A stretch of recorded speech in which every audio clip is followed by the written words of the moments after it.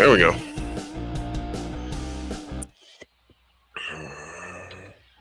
Welcome everyone to Wednesday Night Race Chat Live here on Fan for Racing Radio. I'm joined by my co-host, Caution Flag Race Radio, Chris Creighton, who apparently now can't hear us. And then now I got Mr. CJ Sports over here.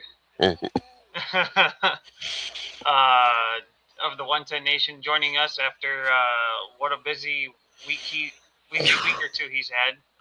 So welcome aboard. I would love to say what a race weekend we had, but I don't know. I think the truck racing was okay. O'Reilly, I didn't really catch a glimpse of, but I heard it was an Allgaier Corey Day showdown where Corey Day got the best of it. And then the Cup race, well, yeah, it was no all-star race by any means. Just the whole feeling of it just sucked.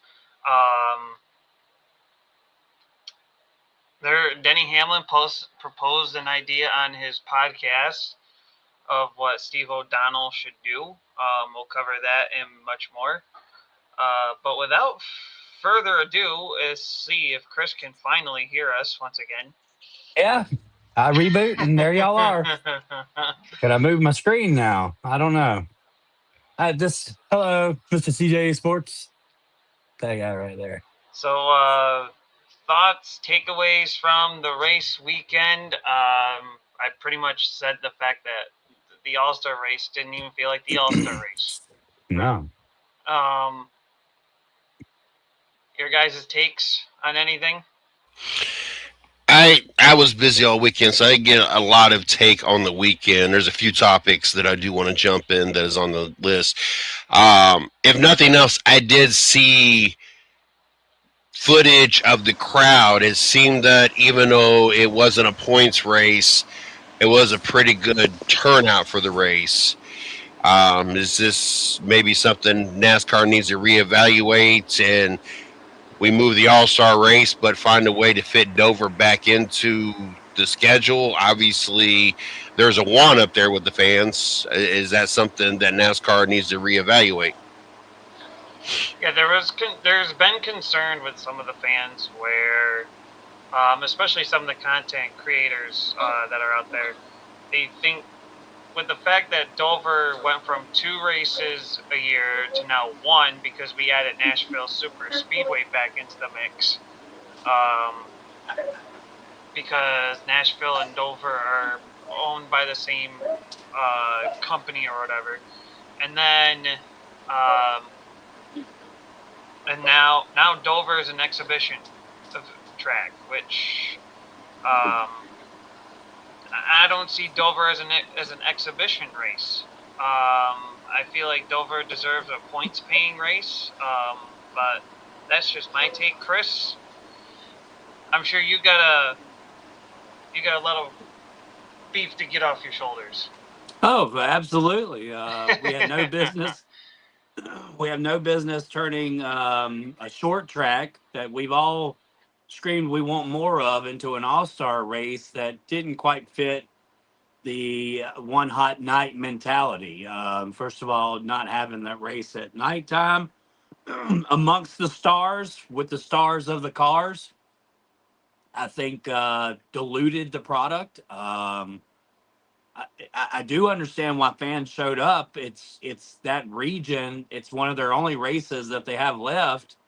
Of course, when you go from, you could go to the track twice a year to once a year, and now that's not even a points paying race. You have one choice. You can either skip the race or keep on with your tradition of showing up. You know what I mean? I mean, it's like turning Talladega into an all-star race, right? We know that would never happen, but we're still going to go.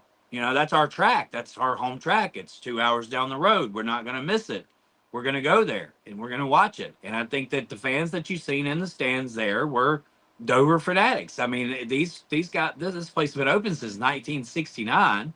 It's not a new track at all. It's an area that's engulfed themselves in deep rooted racing. As much as we want to take away from that, New Hampshire, that track was built in the 90s. Dover was built in 1969, and they don't nowhere near get the credit that they deserve for being such an iconic place. I mean, it's the Monster Mile, for crying out loud. It has, and I understand where the thought that this could be a good place because it is the Monster Mile could be. We all know in reality this was set in place because we're going to Chicagoland and we have a San Diego road course race, right? So it was two markets that we needed to fill, and that kind of left Dover out to hang. They did it with Texas as well a couple of years ago. I think they gave them an only All-Star race, but the difference is Texas had lights. I feel like Taz Taylor and Mr. CJ, you can agree with me if you want to, that if we had somehow or another come up with a way to light the place up, I think there wouldn't have been as many naysayers. But being that it was in the daytime, it really just spoiled the attitude. We're in 2026, not 1987. And I think that that's apparent with most fans that watch the race. We literally watched an O'Reilly O'Reilly Auto Parts Racing Series event with a 200 lap shootout. And I'll be real honest with you, by the time we got to that 200 lap shootout, all the action had already played out in itself. Not to be long winded and not to take up too much time, but absolutely, NASCAR missed their mark on this one. It's time to go back home. It's time to take this race back to Charlotte. As I said last week, there's a correlation between the Indy 500 and the Coca-Cola 600, and it's been such a marriage between the two that you actually have people who try to race both of them. Can you believe that?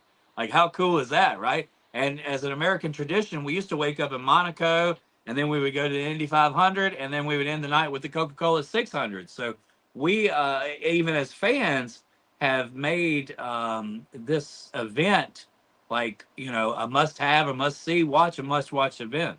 So I believe that being in Charlotte for 2 weeks and having the All-Star race similar to the way the Indy 500 is laid out, it kind of puts a spectacle on the entire auto racing series, right? I mean, whether it's IndyCar or NASCAR, we're both doing the same thing. We're both at home. We're both doing 2 week events, and it's a holiday. So you're kind of giving your guys a chance as well to enjoy some home time. But I'll leave the floor now and give it back to you, Bob. Well, I think the Wait, Hunter is your said name Robert? What? I mean, you answered the Bob. I was like, I expected you to say I'm not Bob, but okay, I'll take it back. I think Hunter said it best, which was I did end up enjoying the Cup race at Dover, which I'll get into the Denny Hamlin subject of why that could be enjoyable. Weird format and left fans confused. And yes, the format was just weird. Like, why are we running all the cars to even start with? If we were going to run all the cars, we might as well just make Dover the points-paying race instead of the All-Star race at this rate. And then, of course, when guys that were already locked in crashed out, that left more of the open cars to get in. If I remember that correctly, with Bob Pockris trying to tweet that out during the race. I know he was covering Indy at the same time as well. Yeah, I don't know. It wasn't an all-star race. It didn't feel like it. I'll be honest, I tried watching as much as I could, but at one point it was just the aura's not there. And I'll make a comment to Denny Hamlin because he said he said Dover, as a racing fan, if you like, a lot of passing and such, you got your money's worth. So you got your money's worth out of it. You got a lot of passing, decent racing. Just, it wasn't an all-star event. It didn't feel like it at all. even heading into the weekend, it didn't feel like it. And Hamlin kind of proposed or said something saying that if he was Steve O'Donnell, the CEO of NASCAR, I would take a look back and relocate it to a track that has lights, because Hamlin believes it should be ran on a Saturday night instead of a Sunday night. And the fact that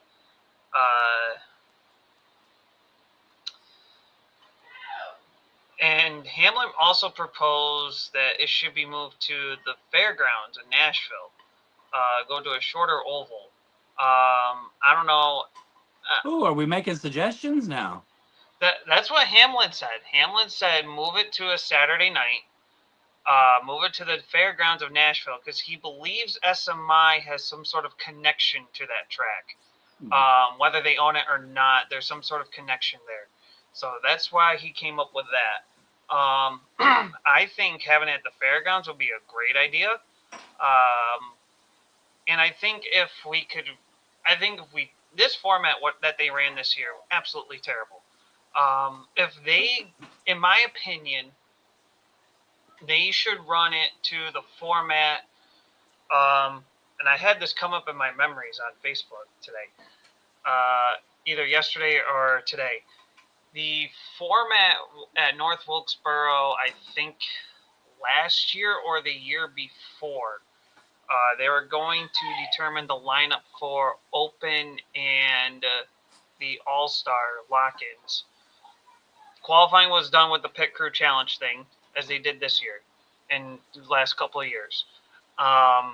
The thing was, I think they're going to set up the All-Star race lineup based upon heat races, and the All-Star Open, I think, was going to go the same route too, where the All-Star Open and the fan vote would join at the tail of the main event. Kind of like short track racing that you see on a weekly Friday, Saturday, or even Sunday. Hamlin's kind of onto something. Why can't we do that? Or if we do go to Charlotte, as Chris is proposing, we can run on the Legends Oval track. So, I mean, Steve O'Donnell's got to look at something here. The fans are crying for All-Star Race to be Saturday night. Or not really Saturday night, just a night race in general. Hamlin believes it should be a Saturday night at the fairgrounds. I think fairgrounds is a great market, but if we're going to throw out places to go and we want to do shorter ovals, Charlotte has a Legends Oval to run, and we also have a dirt track at Charlotte. Yes, we do. So, I mean, we can put the next-gen cars back on dirt. I mean, shoot, I thought they put on some good racing on the Bristol dirt track when they ran that. That's a good suggestion. So that's just me. And what are you guys' thoughts on Hamlin? Any possible... We're kind of talking about Hamlin, his idea, a possible relocation. Yeah, hold on one second. Let me catch up. I want to give the floor to Mr. CJ Sports. I know he's gnawing at the bit. Let me add in what these. Let me add in real quick what our fans that are watching us have said. He said I was going. This is Hunter Blazer. He said I was going to skip the race, but I mainly went for the O'Reilly and Truck Series. So he went there. I did end up joining the Cup race at Dover. Just weird format. I left fans confused. Missed having 2 races a year on the schedule there. He said Pocono is the next track he's headed to, and added in also that the fan vote didn't even matter. Miss Lee says hello, and she's saying hello to the people within the group. So thank you, Miss Lee. Keep these people that join in the show, keep them occupied while we get a chance to put them and read their stuff on the show here. I found a way that I can actually access that doing a double phone. So, but I do want to get it back to Mr. CJ Sports. I guess the format, I'm open for whatever. Chris's idea, formats that have worked in the past, whatever makes for the most exciting race. But I am a traditionalist. Like I know more of the background of things that go on when they're at Charlotte. I've got to experience it firsthand, and I've told this story before about the track that I went in the middle of the woods, and it was just it was a weird path back there first, but then it being one of the coolest things I've ever got to experience. And I know that goes on many of the nights while they're at Charlotte for the All-Star race and then the 600. And knowing that part of it, I would really like it to come back to Charlotte. It meant a lot to those fans. It was just a cool experience for those that got to experience it or that do get to experience it. And so Under the Lights is a must regardless where we go. I'm open for changing the format. I am not. Charlotte was the closest track to me. It was an hour and a half roughly drive for me. And so that track I got to go very often. I probably went to a handful of the 600s. I got to do media and interview David Reagan and RJ Mitty at Charlotte. I've been to the All-Star race. Like, I've gotten to experience a lot of things at Charlotte, and I'm not gonna lie, it's not necessarily my favorite race on a regular 600 weekend. I'm just not that type of track, and a lot of times, usually you have one person dominate. If it wasn't Jimmy Johnson in the day, it was the last time I was at the 600, and Martin Truex led like almost every lap. Like, you have those races. But the All-Star race, because it's a dash for $1 million, it seems to be a different type of racing. It seems to be more exciting, and it really makes memories of Charlotte to be better than some of the races where it was just dominated by a car or two. And I don't know, that night underneath, those nights underneath the light hits different. With the All-Star race than the regular 600 that drags out, it seems like forever, and one person dominates. And I really think that it needs to come back to the fans. It needs to come back to Charlotte. You're muted, Chris. I could have said it better, Mr. CJ. I think that, as I compared it earlier, you have only 2 times in NASCAR's, season where you typically had 2 weeks at one racetrack. That was Speed Weeks at Daytona, and that was Charlotte, right? Where the All-Star race and the Coca-Cola 600. Can I ask you guys a quick question? Why did Bruton Smith build a racetrack, have it on the same race weekend as the Indianapolis 500, and then call it the 600? Right? It all makes, because he was competing with Indianapolis, right? I mean, he knew that if you're doing a 500-mile race, I'm going to do a 600-mile race. And back then, for these cars to stay apart without falling apart for that extra 100 laps, that's how you won. You kept your car from falling apart.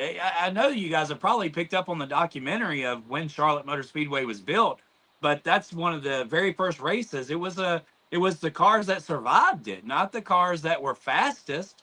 It was the cars that had the ability to come up with some used tires, if I'm not mistaken. It's been a while since I read it, but it was definitely an endurance race for its time. So I do believe that as a traditionalist, I would like it. Now, I would propose. It's like I kind of feel like that guy who says, "Well, never mind, I won't say it." But I have a Kramer moment, I guess. I do propose going to Bowman Gray. If we have to go to a short track, let's keep it in the area. Let's go to Bowman Gray, right? There's a little bit of history there. We can't make live pit stops at Bowman Gray, so that's even better. Like, we could do the pit crew challenge and then some kind of qualifier or whatever, but we don't have to have live pits for an all-star race, and take it back to Daytona for the Clash. If we want to change up something, I like that recipe better than anything. Go ahead. And to your point, even if they stay local, so they ain't got to travel so much, and they can still go to these different things in Charlotte. I don't know the light situation, Rockingham, but get lights up if you don't. Or North Wilkesboro, we've been there before for an All-Star. That's right up the road as well. I mean, there's many options in North Carolina that we have run that would, and even Darlington's not too far away from the Carolina, so like even somewhere in that area, so that The fans get the experience of them being home and do the local stuff. The drivers kind of get a break partway into the season where they're not traveling everywhere and get to spend time with their family and just kind of reset. Like we all have experienced, needing an opportunity to reset, and they put their bodies through so much. This is just one opportunity to kind of, all right, pump the brakes, be home with family, kind of reset the mind, reset the body, and then now we go for the next stretch. But even if you keep it local, to your point, and you got many options right there, being Charlotte's kind of the center point to go to as well. I want to mention it. As Sharon said, what about Bristol? Honestly, we've been there and done that, and the only reason why I could say that is because Bristol's a good short track. Now that we're picking up, we're going in the right direction with this next gen car and the short track racing that we're getting now.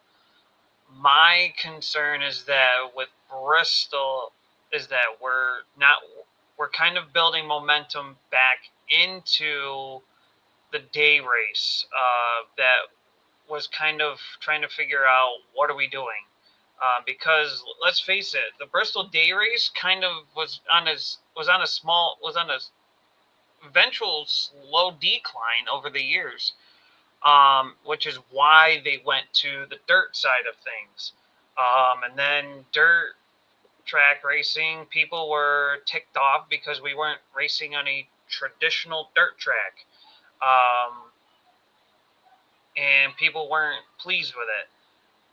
So we went back to a regular Bristol day race, and the racing was okay. Then we got the next gen car, we were in the next gen car when we went back to day racing, and the short track racing just sucked with the next gen car. And now that we have this new package for this year, we're making a stride in the right direction with it somewhere. So in my personal opinion, I would leave Bristol out as out of the All-Star race picture. In my personal opinion, I would like to see, if we're going back to the Carolina area, I kind of like Hamlin's fairground idea.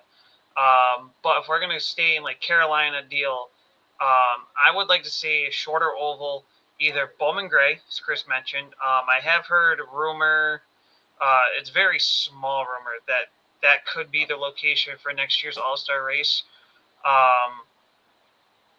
But we'll see when rumors and schedules start, get to be more of a talk. I would like Bowman Gray or run the Charlotte Legends Oval. I would like the Charlotte dirt track. I like the pit crew challenge as part of your qualifying efforts. Let your pit crew take the spotlight for a week that they normally don't get the spotlight for throughout the season. I mean, yeah, they play a part in the racing and whatnot each and every week, but I don't feel like they get the true centered spotlight like they do for the All-Star week. So I kind of like that. And I know at North Wilkesboro at one point they did the heat races to determine lineups. It brought back your regular short track style racing.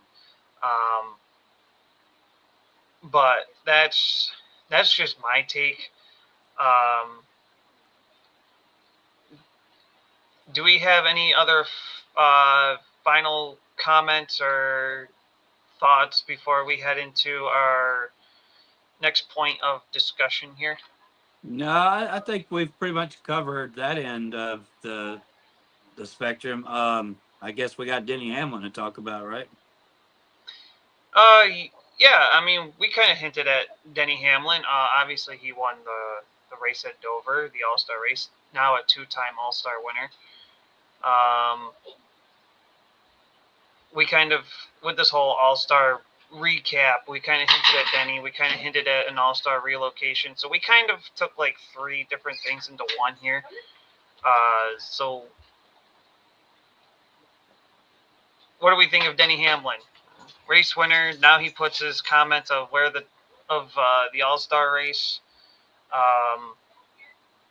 Is he thinking in the right direction? How do we feel about Hamlin in terms of the racing product and how he came out with the win of it all? Chris, we'll start with you. Dale Jr. didn't agree to it, so I don't know. I don't know. Dale Earnhardt is NASCAR Jesus, so unless Redneck Jesus. unless Dale Earnhardt Jr. speaks of it, I don't hear. So I didn't even know where Denny Hamlin wanted to move it to. Where I missed the show this week. Where did he want Fairgrounds. to take it? Oh, to the fairgrounds. Yeah, I said that. Okay, my bad. Sorry, I'm putting the poll question out. No worries. Right. Should Anyway, What- we kind of hit the Denny part pretty much. So should we get into our list of Hall of Fame inductees then? Sure. All right. So NASCAR has announced its class of 2027 Hall of Fame. Of course, they always have a list of like 20 names, and it usually gets. Is it a Chris? Correct me if I'm wrong here. Is it a fan vote or is it like a Hall of Fame panel that votes? Oh yeah, no, it's a panel that comes together and they vote. I think some of them are off the rocker. That's for sure. I don't know how in the hell. Pardon my French. Hell ain't a bad word. I don't know how in the hell Jeff Burton wound up in the Hall of Fame, especially when you're talking about contributions and you have Neil Bonnet, who not only contributed both as a great racer, who suffered a lot of injuries in his career and was still able to bounce back, and the inspiration and that all that took, and then to come over to the broadcasting side and though not have a 10-year career at it because his life was taken short in 1994. But also, what I just said, the man gave his life in a race car, and we're putting Jeff Burton in the Hall of Fame before Neil Bonnet. I mean, Kevin Harvick is a no-brainer. That guy did amazing things. But when we're talking about Jeff Burton, who had no championships at all in his career, several Busch Series wins and a few Cup wins, but even with Greg Biffle, Greg Biffle had 2 less wins, but 2 championships, both in the Xfinity Series, Nationwide Series, Busch Series, whatever you want to call it, and as well as in the Truck Series. So, it's definitely, I don't know, man. I don't know who's voting for these Hall of Fame guys. There was also some older cats that obviously, if you look at their career, we just don't know about them, and unfortunately, neither do the writers or the ones who are elected to vote on these guys because it's ridiculous how Neil Bonnet is not in the Hall of Fame. I'm very disappointed in the entire process. So let me read the names. Chris, I know, has mentioned a couple of them. Obviously, Jeff Burton is mentioned into the Hall of Fame. Kevin Harvick into the Hall of Fame. Both were in the modern era ballot. Larry Phillips, I believe, was more of the nostalgia ballot in that sense. He's in the he just got announced, and then the landmark award for outstanding contributions to NASCAR is none other than Lisa France Kennedy. When they promote themselves, don't they? It's like Succession. Which is a great show if you've never caught it. It's really good. HBO. But I have to do research on Larry Phillips. But yeah, I agree with Kiss. Chris, your new name is Kiss, and as my new name is Bob. Back to you, Kiss. On to you, Mr. CJ. Yeah, as Chris mentioned, Kevin Harvick, no doubter. The fact that he took over a ride mid-season, in a legendary ride nonetheless, with the situation that was given, the amount of pressure that he was under to take over in 2001, and to do as well as he did very quickly. And then, of course, he ended up being a Cup Series champion with Stuart Haas Racing. back when Stuart Haas was actually competitive. And then of course, Kevin Harvick, with his role in the broadcasting side of things. Of course, he's got a hand in the Cars Tour West. I think he's got a hand in Cars Tour in general, but he's more on the West Coast side of things with that. And of course, with his KHI management, helping some of these drivers in terms of marketing and sponsorships, he plays a huge hand in a lot of NASCAR. And mind you, Kevin Harvick giving Clinton Boyer a little bit of funny heat, I guess you could say, during the truck race. Chris, I hope you caught the clip of that I sent into the group chat, or even Mr. CJ. Then there's Jeff Burton. I mean, other than whatever little success he had with NASCAR, Chris mentioned broadcasting side.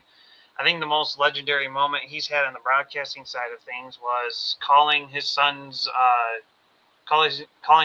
first Cup Series win at Daytona last year, or no, not last year, the year before. So they call Jeff Burton the mayor for whatever reason. I don't know. Jeff Burton doesn't seem that memorable, in all honesty. So the fact that he got in was kind of a little surprising. Yes. So, Mr. CJ, over to you. I mean, I agree with you guys. Like, the resume doesn't speak Hall of Fame type numbers. There's a lot of better options out there to get in. I'm good with the Kevin Harvick, and I can't imagine what it was like for Kevin Harvick to have to step into that role when he had to step into that role under the circumstances. And he didn't overwhelm us, but he was very consistent. Phoenix, he was great at, and had that run of just dominating, but he was just consistent. He had his wins, but it wasn't like a Gordon year where there's 11 wins, or like a Reddick where we had, what Reddick's been doing so far this season. He was there, and he capitalizes on a lot of opportunities, and I don't know. I think the numbers don't do justice for what he did for NASCAR and the circumstances. I think that not all the opportunities fell through that should have. I mean, RCR kind of fell off there, and then Stuart Haas, it just seemed like it was very inconsistent, and I think we was expecting a lot more out of Stuart Haas when we started seeing these big names go over there, and I just don't think it was ever up to the level it should have been for Harvick. And but I liked him getting in. So I don't mean to. Sorry to kind of cut you off there, CJ. I'm kind of looking up some numbers, if you will, for Burton and Harvick. I'll start with Jeff Burton, I guess you could say. His Cup Series numbers look like this: 21 wins in 695 races in the span of 22 years. He has 134 top fives, 254 top tens, only 6 pole awards in his career. You go look in what's now the O'Reilly Series. He spent 20 years in there with 27 wins and 306 starts, 90 top fives, and 153 top tens with 11 poles. In the Truck Series, he only ran 4 races in, which happened in 1996. Resulted in 1 top 5 and 3 top 10s. Didn't even lead a lap in any of those starts. IROC, he ran in for 4 years from a span of 1998 to 2001. He did get a win back in 1998 with 5 top 5s and 11 top 10s in the 4 years he ran. with IROC. All-Star wins, I don't think he had any. Yes, he did. The 2003 Winston Open, where he ran for Jack Roush in the 99. That is his only All-Star win.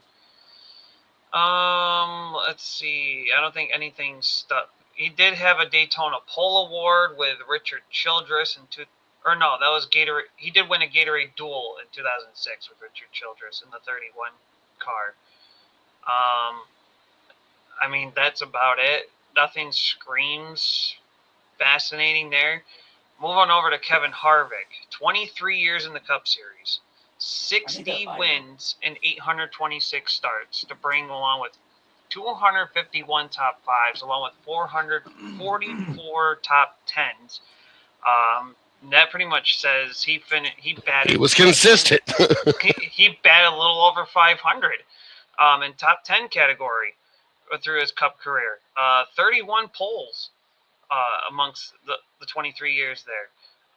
In the O'Reilly Series, he spent 21 years there, 47 wins and 349 starts, 186 top fives, 261 top tens. I mean, you're looking about, I'm guessing like an 80 to maybe 90% range there. 25 poles there. In the Truck Series, he spent 19 years there and 124 starts. He got 14 wins, 48 top fives, and 62 top tens. 500 right in the dot for the top 10 category. He did get 4 poles over the Truck Series. He did run 2. Harvick did also run 2 ARCA Menard Series races. Both were in 1999, and he finished in the top 5 in both of those races. Did not win, but his average finish amongst those 2 races was a 2.5. So I guess you can kind of do the math there. He did run some ARCA Menards West races, 24 starts, 6 wins, 15 top 5s, 18 top 10s. And he ran the Southwest Series when that was a thing. In 39 starts, 4 wins, 11 top 5s, 14 top 10s. Let's see here. IROC, 1 win in the 3 years that he raced, 7 top 5s, and he finished top 10 in all of the IROC races he participated in. And then, let's see, All-Star race results. I think, he got a 2007 Nextel All-Star Challenge win with Richard Childress Racing in the 29. He won the 2018 All-Star race with Stuart Haas Racing. And then the Daytona 500 qualifying results. He got a dual win in his first Daytona duel. Or no, he got a pole in that one. Let's see here. He did get a dual win in 2013 with RCR in his last year with RCR. He also got a dual win with Stuart Haas in 2019. So he's got quite the career here. He did win this will flash you guys back. Remember the old Prelude to the Dream? Well, he won that in 2008. 2009. Sorry, wrong line. Won the Bud Shootout in 2010. Won the Sprint Unlimited in 2013. I mean, he's got the resume. Car owner, broadcaster, Hall of Fame stats. A real Hall of Famer compared to Jeff Burton. There is no comparison. And Kevin Harvick continuing to give to the community of racing. All Jeff Burton's ever been in the broadcasting booth was a third wheel. I mean, Harvick and Boyer lead a broadcast. I'm just at a loss on trying to figure out how you can have one guy that you can spend 10 minutes reading stats and not even get to the fact that he was a car owner and what they were able to accomplish as a race team owner, but also in the broadcasting booth and his contributions on the racetrack. So It's just no comparison. It's sad that there's not just what's called the Hall of Good and then the Hall of Fame. But All of good. Yeah, I mean that's what it feels like. There's a Hall of Good, and these are guys that have contributed. But the fact that we're putting in somebody like Burton and not somebody from the past really kind of irks me more than anything, because it just shows that we have forgotten about who some of these racers or car owners or team members, how important they really were for us to be where we are today. And it's funny you say that, because I kind of feel like NASCAR, and Mr. CJ will probably get this reference. Chris, maybe you will. I feel like NASCAR kind of pulled a WWE move where AJ Styles retired in January or February, and here he is 2 months later. He's getting inducted into the Hall of Fame. Yeah. Nothing against AJ Styles, but it was just like, wow, we're giving him. He retires, and 2 months later, we're putting him into the Hall of Fame. Like, how can I have? What happened to the people in the past, or somebody like, if we're gonna go recent, like AJ Styles, why not somebody like 3 years ago, or that type of thing? So I must just put it on the table, Taz, that I was a very big proponent of Alan Kulwicki and Davey Allison getting into the Hall of Fame. What they contributed in a short period of time in their lifespan. If you look back, Davey Allison won like 20% of his races in his lifetime. That's a stat that's unbelievable. I do wish that the Hall of Fame in football and baseball would put in Bo Jackson, because Bo Jackson is an inspirational player to all of us. If there was a Hall of Fame of Hall of Fames, we would put Bo Jackson in first, right? Would we not, Mr. CJ Sports? So, I mean, there comes a time where you're just putting people in to put them in because they raced in the sport. That doesn't make you a Hall of Fame player. But how can I argue both ends of the table and say, well, Neil Bonnet deserves to be in, but we shouldn't always just put somebody in to be into the Hall of Fame? Well, my reasoning is they made a sacrifice, or they unfortunately, there was something that happened that they didn't get to finish. So for all means, let them be in the Hall of Fame. But if you just got normal stats, and this is a Dale Jr. effect, like I remember, Mr. CJ Sports, some of our shows back in the day where we argued that Dale Jr. did not deserve to be in the Hall of Fame for his contributions on a racetrack. And yet here we were later on, and we still argue the point. I remember bringing it up then. Does Danica Patrick deserve to be in the Hall of Fame? Like, should she not be on the ballot already? I guess is the first woman that won a Daytona 500 pole. Come on, Mr. CJ Sports. What else Come on, did she Mr. CJ. I know, Mr. CJ. No, That's what I'm gonna say. I hit that Danica Patrick. I was over the bow. I was a Danica fan, and she did a lot for women in the sport and helped pave. Still talking about her. Paved a big path, a big part of this path for future drivers. But I don't know if she did enough to be Hall of Fame status. Like, in the ARCA, she got to drive junior motorsports. I don't remember if she did the Nationwide or went straight to the Cup Series from that point. And she was in good equipment. I'm not going to say great, because I can't say that it was great equipment after just saying I felt that Stuart Haas wasn't up to par for Kevin Harvick level and could have made his career better. So I'm not going to say she wasn't great, but she was in very good equipment. And there's no reason for her not to have performed better and be somewhat better of a consistent basis, other than consistently ruffling feathers and end up at a wall at some point in the race. Like, there was a good chance that, and I was there for the 400, the July race, and ended up being rain short, but I think a wreck happened right before that or something, where she was in serious contention to be able to actually win that race. There wasn't a lot of good cars left. It wasn't like she was this dominant car. She had some good moments on the big tracks, but it was more of a lack of not getting wrapped up in the wrecks of the day. And she had an opportunity. And just think that I think it got shortened or something to that effect that it caused her not to end up winning or being finishing up there where she should have. But I don't think that she has any business being in the Hall of Fame. Like I don't think we have seen any female driver in NASCAR anyway. And I'm not going to take away from your Top Fuels and your Erica Enders. I just don't think in NASCAR we have seen a female driver yet come across that was Hall of Fame numbers or did anything significant enough to be included into the Hall of Fame, even as much of a path that Danica helped pave for the future. I don't think it was enough. I mean, letting Jeb Burton in, that kind of maybe lowered the standard a little bit, and maybe she did do enough now. I don't know. Joking. I don't think that she has done enough for the sport, and the resume is nowhere close to being deserving of the Hall of Fame. And I just don't think.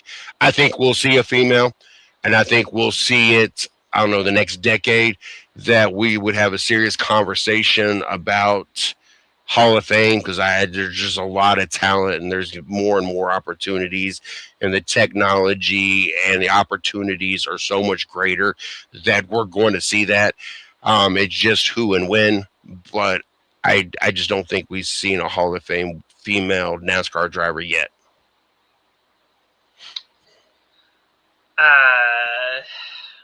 I don't think Danica's more of a. If we're gonna put Danica in the Hall of Fame, it ain't gonna be NASCAR. What? No. Well, Sorry. what Hall of Fame are we putting her in then? Put her in the Indy car. Indy, she won a race there. She did. She was. She was more successful there than in NASCAR. Well, hold on.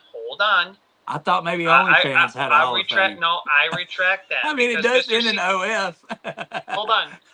I retract that. She'd be in the GoDaddy Hall of Fame. She was good commercials. I walked right into that one. I'm sorry, y'all. I did not intend it. No. Don't think about the H.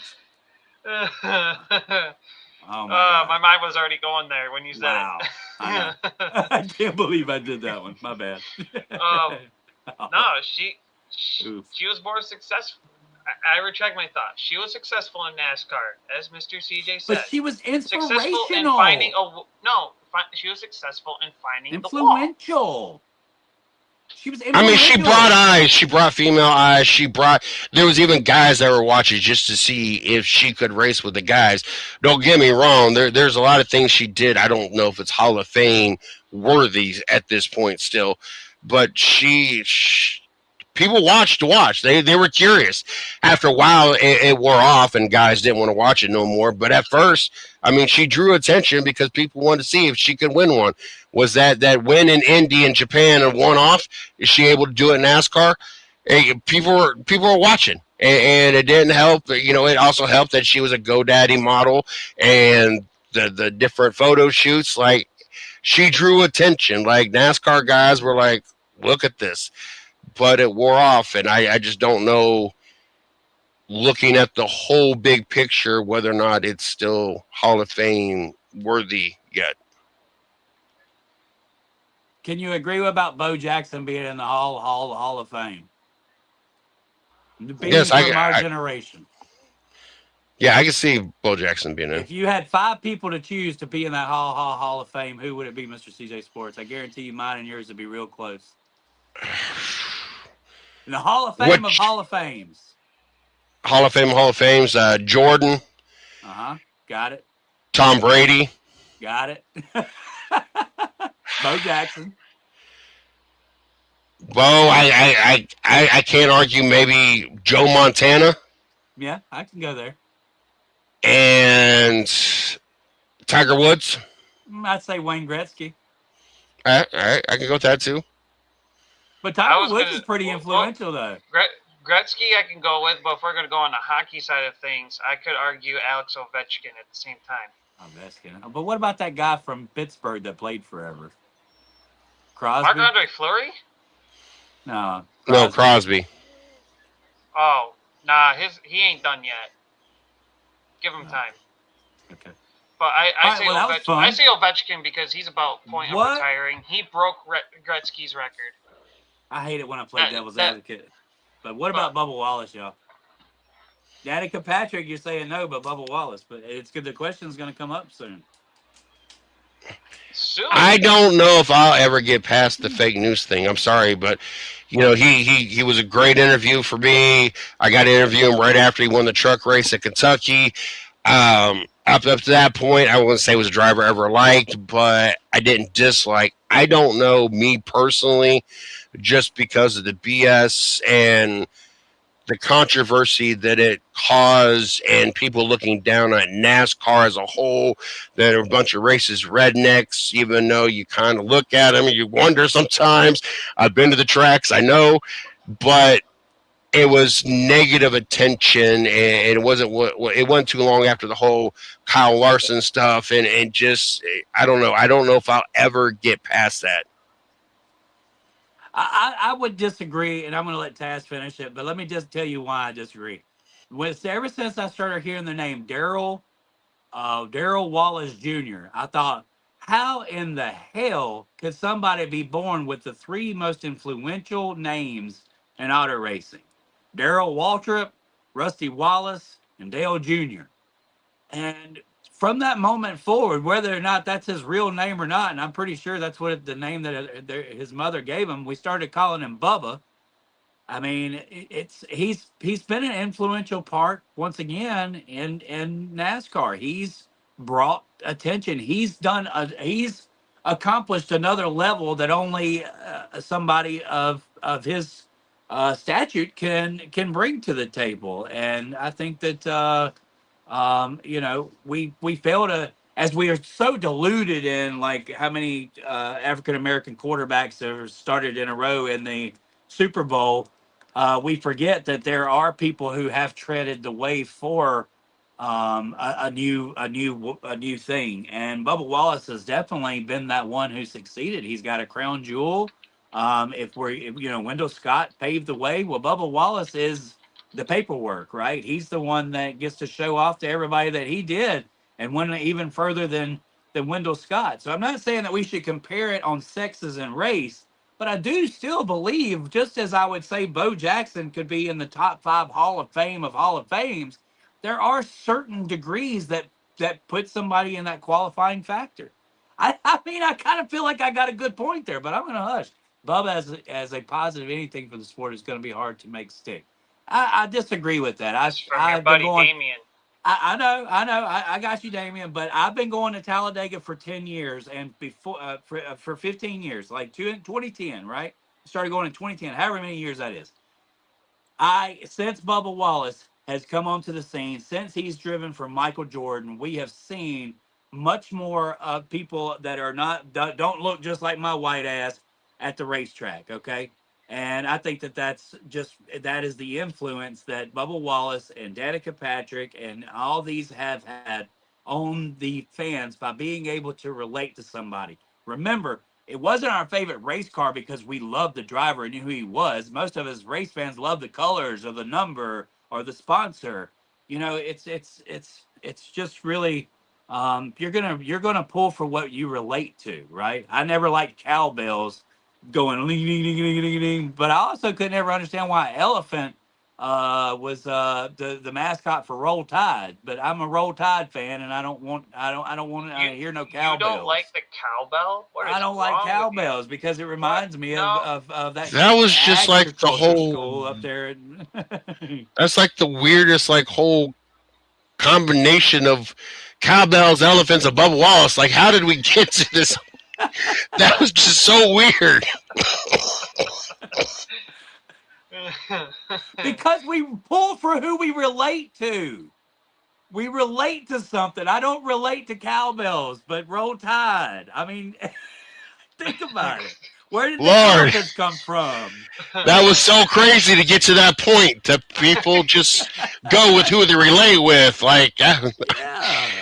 I was just waiting to put this whole thing together. Like, where was he going? Like, right. I don't like cowbells. I'm questioning my own mascot at the same time. I'm sorry. I need football in my life, Mr. CJ Sports. You know how important it is to me. Well, I mean, you got Birmingham right now in the Yeah, the UFL. Stallions. Yeah. Go Stallions. They're on a winning streak, going for a playoff spot. So we needed to kill a little bit of time with that Hall of Fame discussion, and I think that we pretty I much think we covered as did. much ground of it as we could. It's That fun not to means- be up against the clock, right? That means it's time for Chris. Bada ba boom boom. Oh, stat of the day, stat of the day. Baba, here comes, here comes that what? Stat of the day. Bah. We got Mr. Oh. CJ back for that part. All right, so the stat of the day: the last 9 Coca-Cola 600s have been won by a different driver. This is the longest streak in the event's 66-year history. In fact, Martin Truex Jr. is the only repeat winner in the last 14 editions of this race. Stat of the day, stat of the day, stat of the day. What? Stat of the day. Oh, hold on. He almost left us. He almost left us hanging. Oh. Wait, You know, the whole winner- Martin Truex thing, I don't think I will ever get over having to sit through that and watch him lead every lap. Like he went all but like 3 laps or something stupid. Like it's like 268 or something like that. Oh my God, it was it was the last race I got to go with my son. It was the last, I moved after that. I moved that October to Ohio, and like, it was just horrible. You're out in the sun and it's just the same person lap after lap. Like, I will never forgive Martin Truex for that either. My goodness. So past winners: Ross Chastain, 2025, Christopher Bell, 2024, Ryan Blaney, 2023, Denny Hamlin, 2022, Kyle Larson in 2021, Brett Keselowski, 2020, Martin Truex Jr., 2019, Kyle Busch, 2018, Austin Dillon in 2017, Martin Truex Jr., 2016, Carl Edwards, 2015, Jimmy Johnson, 2014, Kevin Harvick, 2013, and Casey Kane in 2012. Wow. And the list should just keep on going. My goodness, that's a list of... Truex, 2-time winner. 2016 was his dominating, and I mean dominating, 392 lead of 400. Hard to believe that was 10 years ago. Yeah, I knew that was a lot of laps. That was 10 years ago, man. 2019 was his other Coke 600 win. Unlike his 2016 runaway, he had to fight for this win. He suffered a blown tire and slapped the turn 4 wall early and rallied to make repairs and came back for a thrilling 4-wide pass on a restart with 4 laps remaining to take the 2019 and his second career Coca-Cola 600 victory. Hold on real quick. Let me get back to the updates or whatever. Janet Guthrie is what Miss Lee Reed said on possible Hall of Fame. Yeah, I would think Guthrie over Patrick any day. And I can see that. Danica's not NASCAR Hall of Fame material. Miss Lee said once again, I can't believe Chris didn't mention Janet Guthrie. I know I missed that one. Miss Sharon said she agreed with all that. And then Hunter comes in and says, Bubba, I knew was a good driver after the Crown Jewel win because he beat Kyle Larson on an overtime restart, not once but twice to secure the win. That's a very good comment there, Hunter. And the Brickyard 400 winner, of course, he was able to kiss the bricks. Miss Sharon said yay to MTJ. And Miss Sharon, don't forget, you're coming up here in just a second. And then Hunter says, I think Briscoe wins the Coca-Cola 600. And, of course, Miss Sharon said, that's a good pick. Back to you, Bob. Yeah, good job, Kiss.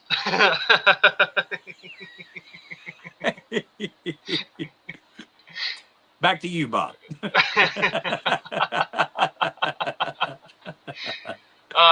We gotta have Miss Sharon on for our weekly watch list before we kick things off for the second hour of our show. So we'll hand the reins over to Miss Sharon. All right. That's Well, crazy. I cannot hear now. oh, you can't hear me? No way. Can you hear everybody else? Don't do that to I don't me. know why. Okay. Well, whoops, he went away. He's resetting his stuff. You can keep Oh, going. okay. This week, we always start our week off with Hot Topic Sound Off on Monday nights, 8:15 p.m. Central Time. That's when Jay and I review the races from the weekend. We also talk about all the hot topics associated with each series. And then we get into any additional hot topics from the past week. Tuesdays, we didn't have another interview this week, but we'll keep working on that. And then Wednesday is Race Chat Live Day. 6 o'clock every Wednesday night is Race Chat Live with Taz Taylor hosting, CJ Sports, and Chris Crichton as they talk about the midweek storylines. They talk about the previous race from the previous weekend and look forward to the upcoming race. And the feature at the end of the show is Taz's weekly ranking of the teams in the NASCAR Cup Series. So looking forward to that yet tonight, but it's every Wednesday night. And then Jay and I are putting together the previews for the upcoming races at Charlotte Motor Speedway. ARCA West is going to be out at Colorado National, so we'll be previewing that race as well. And then this week we won't be able to do the fantasy report, but Taz has agreed to put together a piece that we can put up at fanforracing.com, so you can still get some ideas on who to pick for your fantasy picks this weekend for Charlotte and the Coca-Cola 600. And then we watch the races and we start all over again come Monday night at 8:15 for Hot Topic Sound Off. So that's pretty much our watch list for the week. Thank you. Yeah, let me add real quick. I found where Damien's comments were. It's over on the Facebook side. So we're if you're trying to follow it yourself, you have to jump between Facebook and YouTube to find the comments here. But Damien said Bubba is a positive. Okay, we already said that. And something about if he'd keep his mouth shut, it'd be different. My daddy always said, "Oh, something takes away." Okay. But he also said we could add Sarah Fisher to the list of ladies who could be in the Hall of Fame, not so much for NASCAR, but she's ran a lot of series with success. I think, similar to Katherine Legge there. Thanks, Damien, for your comments. Now, I didn't want you to think I was leaving you out. I just didn't realize that we had it in two different areas. But I believe we are now ready for where's it at, Taz? It's what time?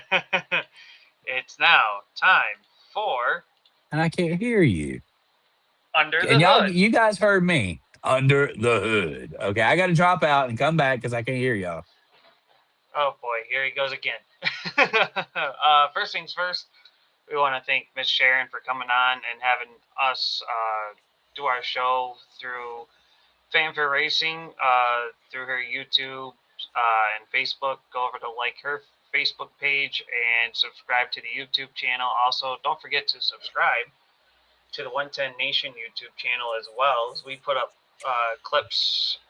We tried to work on that part of the deal, putting clips of our shows, usually either some serious or some funny things that happen. Like we've had our boneheaded moves today. There's Chris's OF nonsense that happened. But yeah, also like the Race Chat Live and the 110 Nation Sports Facebook pages as well. Now, let's really go under the hood. What's all this? Well, it's a controversy and deep dive discussion. First things first. We got, as Chris likes to mention, and this is going to be I can't even say it now, tongue twister. Willie Zilly Silly Season. Try saying that 5 times fast. Don't actually do it. Connor Zilisch and John Hunter Nemechek are in the talks of silly season news. Reports from, I know Bob Pockris, but I want to say Jordan Bianchi did one as well from The Athletic. There are reports of who could be replacing the 48 ride for Alex Bowman, so it's kind of looking like Bowman could be seeing the way out of Hendrick. And there have been two names that have been handed out there. One is Corey Day from the O'Reilly series. That's been a possible link for that one. And then the other one is, as we mentioned, Zilly, as Chris likes to call him. Chris likes to call him there. I call him the zigzag, but that is Connor Zilisch. There have been talks of people believing that Connor Zilisch could possibly get bought out of his deal with Trackhouse and run the 48 car over at Hendrick. And then before we kind of highlight that one, John Hunter Nemechek stays with Legacy Motor Club after a sponsor announcement that has extended with Legacy for 2027. So John Hunter Nemechek will stay put for sure with Legacy Motor Club in the 42 machine. Connor Zilisch, we all see what he can do before getting into the Cup Series. Promising young rising star. Just needs to get acclimated with the Cup Series competition, acclimated with the next-gen car. Hamlin has said it that Zilisch, when they were talking about SVG a couple of weeks ago with Watkins Glen, they mentioned SVG is just improving. Everybody else, it's not to his fault, but SVG's fault. It's the fault of the rest of the drivers. They're still trying to play catch-up to him. Some are closer than others. One of the names mentioned that Hamlin on his podcast mentioned was Connor Zilisch. Connor Zilisch on the short term could catch up to SVG and try to dethrone him.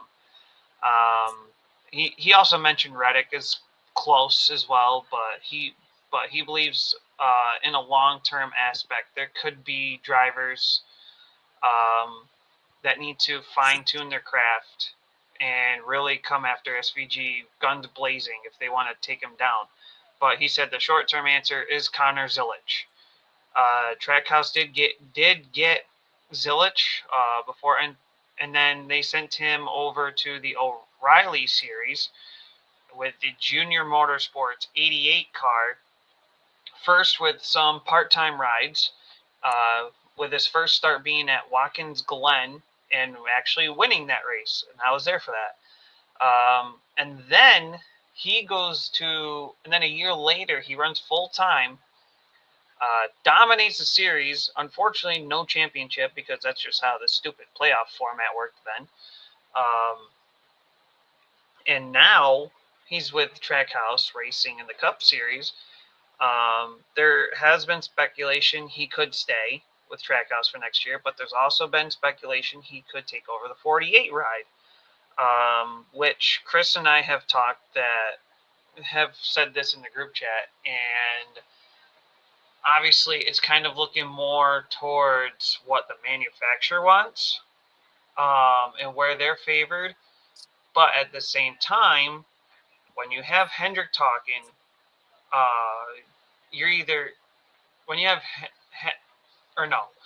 when you are running in the O'Reilly series, if you're running with Junior Motorsports, 9 times out of 10, you're going to be linked to Hendrick at some point or another. And I say this because look at Justin Allgaier and look at Josh Berry. They,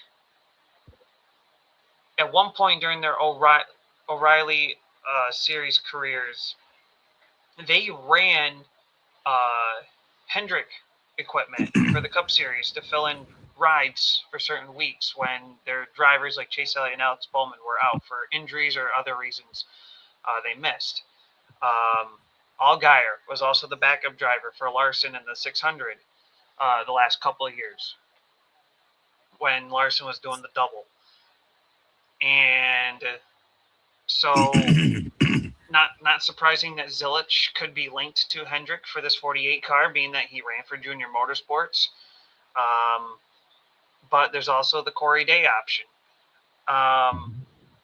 Before we say who we think between which one of the two you would take in that 48 car, give thoughts on Zilisch possibly going to the 48 and thoughts on John Hunter Nemechek staying with Legacy. We'll start with Mr. CJ on this one before Chris, Chris Did you goes see me off. turn red? Yeah.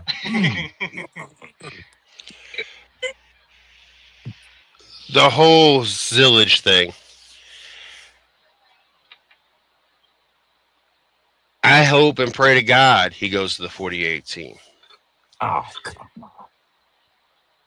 I mean, Chris, Stir the pot. what better way to get the momentum going when you got Carson Hocevar and Zilisch and some of these and Reddick all competing? You have these names and powerhouse. I mean, he's going to be in great equipment. That's just one more piece. And then Cletus, as he continues his path, like, this is a great time to be a NASCAR fan. You got all these hypes, all these stories. The whole Cletus thing has been just a whole movement. And watching Hurricane Hocevar sitting on his damn windowsill and celebrating, and now you're possibly going to put another powerhouse and a competitive car on top of what's been going on in 2311 and what they've brought this year. It could not be. I'm not going to say that's what I want and it's the perfect scenario, other than it's going to create this whole weekly attraction. There's no other, like, it's going to be a whole event every week when you have these young stars and competitive equipment that have this following, this whole movement behind them. It's just thinking about the possibilities of what this could do to the sport, the popularity and the movement all these drivers are starting to make. Like, that's just crazy to me, and I'd love to see it. I know in this job you should not be biased, and unfortunately racing is a subject that I think creates biasness no matter what you do, and I've been in all parts of it, and I try my best to make sure that I understand where that line is between a fan and professional. And I as a professional, I completely understand what you're saying, Mr. CJ Sports, but I as a race fan, I just don't want it to be the Hendrick Cup Series.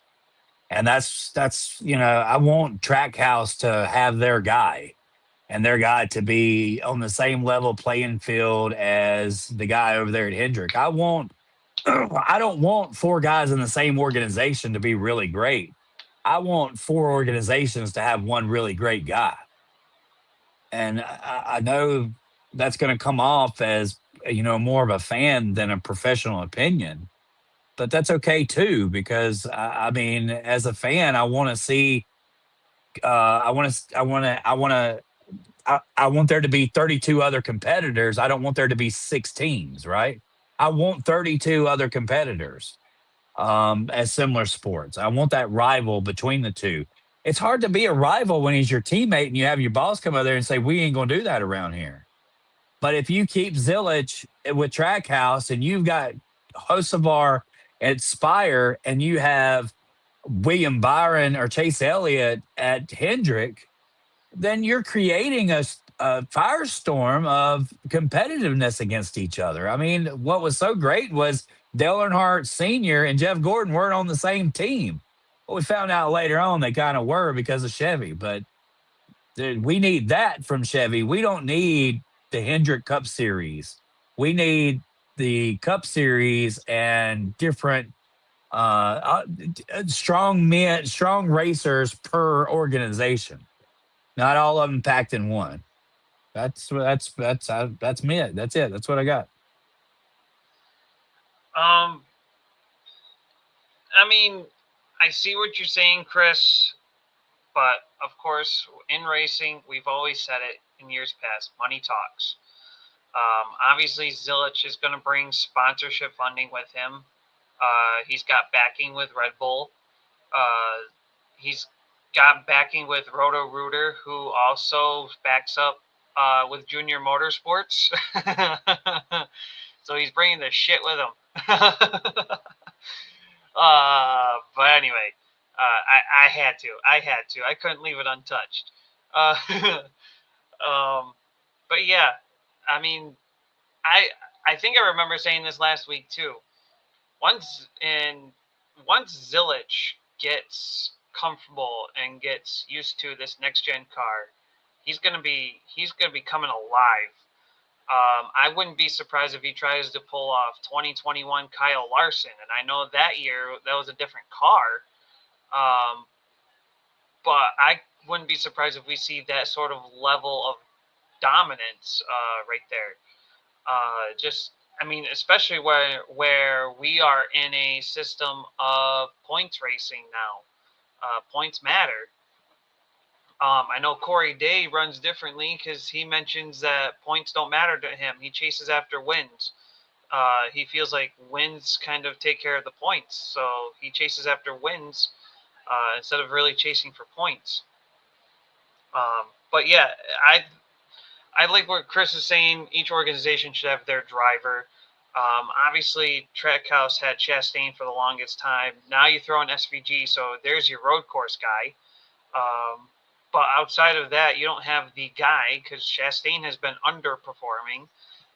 Zilisch kind of going through the growing pains as expected. And, but I mean, this is somebody that if he falls into the right equipment with the right money, right team, he's going to go places and stay for a while. So, I mean, the fact that Hendrick could grab him and buy him out, not surprising. John Hunter Nemechek, good to see him. Sadly, still with Legacy Motor Club. I think he's got more talent in him than what Legacy provides. Not saying Legacy is terrible. I feel like Legacy is still growing. Have they improved from last year? I think so. I think they had a couple hiccups along the way so far this year. But I don't think they've been as terrible as we've seen them before. And I say that with a good heart because we've seen Eric Jones perform well for a good portion of this year. And I think if John Hunter stays with Legacy throughout the career and once Jones leaves Legacy, whether he finds another ride or Jones calls it a career, I think John Hunter is going to be the number one guy, and they're going to put a lot of their resources into him. But I like that John Hunter is going to stay with Legacy and keep that going. Hunter did mention he believes Corey Day will take the 48 or Brent Cruz, and that's where I kind of mentioned this part here. Brent Cruz is not linked to the 48. As of right now, Brent Cruz is kind of being looked at as the Toyota development driver. Yes. They're kind of looking at him as the guy to replace Denny Hamlin when that time Very comes. This is true. So there's been now not only are we talking about silly season for next year, we're kind of falling into Chris's shoes a little bit. There's kind of talks for 2028 for where at least one driver will fall should the circumstances go the way that some are thinking. I think we kind of covered enough of the Willie Zilly. Jeez Louise, I can't even say that. Well, one last thing. I heard that it's almost a done deal. Raleigh Herbs and Spices is headed to the third car at Legacy Motor Club. I told y'all last week it was going to be based on money. He's going to provide the check. So, I mean, they bought a charter that they probably can't afford, and in order to pay for it, they're bringing some of Daddy's money over there. I was hoping for some sort of promising driver, not an abysmal. Mm-hmm. Boy, I don't know what I'm going to do with that part, but it is what it is, I guess. So refresh my memory. Who's taking his spot if that happens? So it's right now. It's looking like Corey Heim.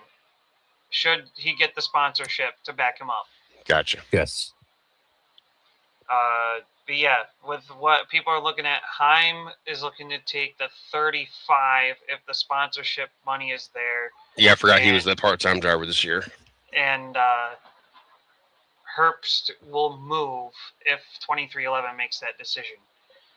But anyway, I think that covers the Willie Zilly Silly Season topic. We can move on to the meltdown of the weekend, or should we say meltdown of the year? Natalie Decker has a big old meltdown during the Truck Series race at Dover. She got handed a penalty and then handed it another penalty for the same thing. And that pretty much Sharon goes over the decade. Man. No. Not of the decade. There's a guy who has a meltdown every week that he puts a helmet on. Oh, Hubba Bubba. Ryan Blaney. And what about Kurt Busch's meltdowns? I mean, we're really giving this girl a hard time. Y'all realize that, right? We're picking on her. I know y'all don't expect me to say that, but we're picking on her. We had to talk about it because it's worth talking about. But the way the media has portrayed her has been, this obviously she had a mental breakdown. Would we be talking about this if it was an athlete? Would we be talking in this regard if it was an athlete, say a ball player for the Chicago Bulls? I don't know. Didn't we kind of, in somewhat the same when Simone, the gymnast, had her meltdown and quit on the Olympics or whatever? Did we kind of have the same reaction? Yeah. I think there was a lot of us that were understanding of that. I think there was a whole nother side to it too that persecuted her. I think there is two sides to it. There's those who say, okay, wait a minute, I've had a bad day before and it all got put out publicly. And then there's those that are super critical, and they're like, oh my gosh, I can't believe that happened. I don't know. I've had a lot of thought about this because we've had her on the show many times, all different shows on this network. Right. And so, we've had a chance to kind of get to know her. I pull for her when I watch the races. I don't know. I follow her on social media. I'm not into the day in the life of and watch some of the stupid stuff, but that, she's got a following and they watch her. I don't know, especially the males, if it's got to do if they got an actual interest or the additions she made to her body that, draws the guys in. I don't know. I think that she broke down. I think she made a couple of mistakes on the track, and there's so much pressure because she is a female and because they see that there's that money there for someone that's never done anything. And so there's a lot of pressure to perform after having a kid and her husband being in racing as well. Like there's just a lot of pressure. And right out the gate, you make these mistakes and you put yourself and your team in this hole that you weren't getting out of no matter what for the day because you're not in top equipment. So your day is pretty much shot. And now you're turning lap after lap, just eating you alive.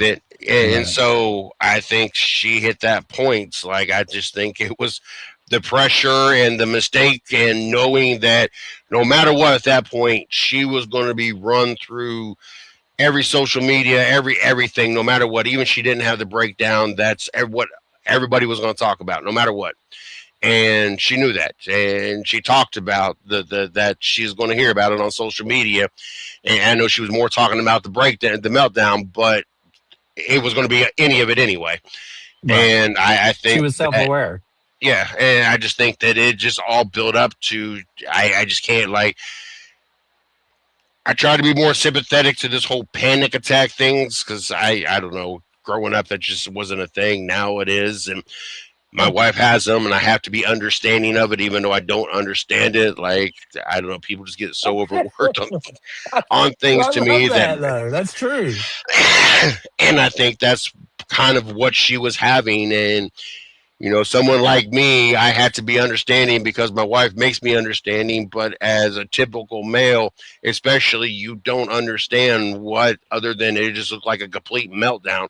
And I think it was just a panic attack. Like everything just built up. She worked herself up in that car and she's stuck in that car and you can't hardly move in that car. And I'm sure she just wanted out. And but I get where a lot of the fans talk about, you quit your sponsors. Like I get all the other side of it, but I just think ultimately it was just everything built up and she just ate her up.